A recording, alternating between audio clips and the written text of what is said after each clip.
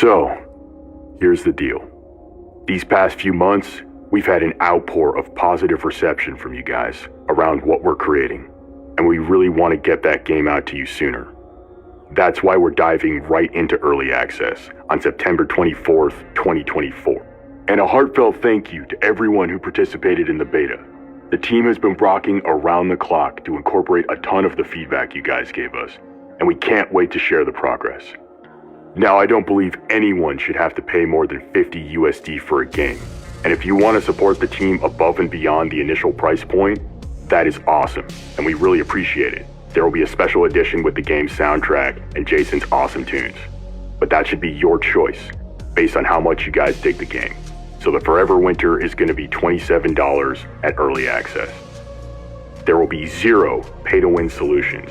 You will earn your gear via skill or luck, and you will not be able to buy your way into Nirvana. You will never be charged for a new character, because that's the way it should be when you buy a game. You will not be charged for maps, guns, additional quests, new bosses, and more. That nickel and diming shit is for the birds.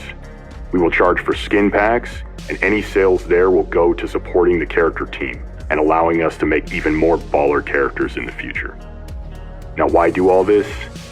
I fondly remember a time growing up in the 90s when you could go to CompUSA and buy a box copy of Command & Conquer, Giant Citizen Kabuto, or KK&D for $50 or less and be set for months.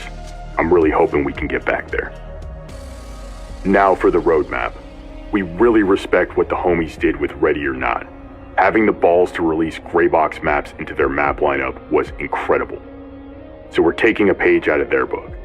We will give you one work-in-progress map early, so you guys can scope it out, have some fun, and hopefully give the team some super helpful feedback, so we can make them even more kick-ass when they drop fully.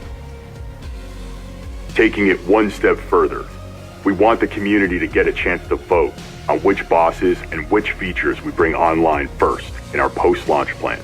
Anyone who bought the game will get access to an exclusive channel in our Discord. There, you will be able to vote on what or who drops next.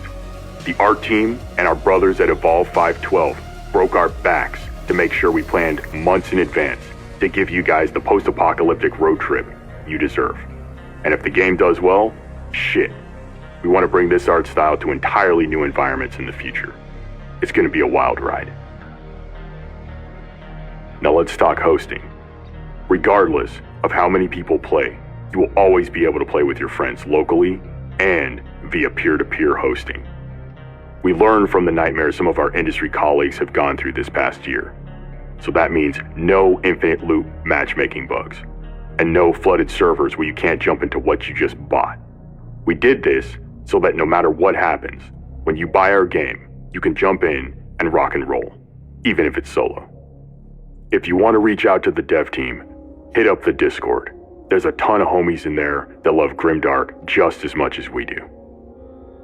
Now on a more somber note, these past few months, we lost Spec Ops The Line, Project Boundary, and now they are shutting down the Battlefield 3 servers. The reality is, in the never-ending quest for profit, they are closing the gate on some really special games that inspired us.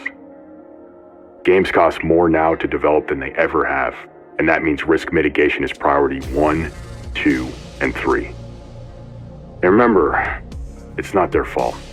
They're a product of their environment. And that's why this year has been so inspiring, to see other crews breaking out of that muck to bring the magic, one ammo belt at a time. Lastly, words cannot express how much we appreciate your support. People from all nations and all ages have reached out, just to say, thanks for going there and handling the subject with the care and energy it deserves. This means we're not alone in hoping we see a new Killzone, a gritty Battlefield, maybe a new Command & Conquer title that's not a bloody mobile game.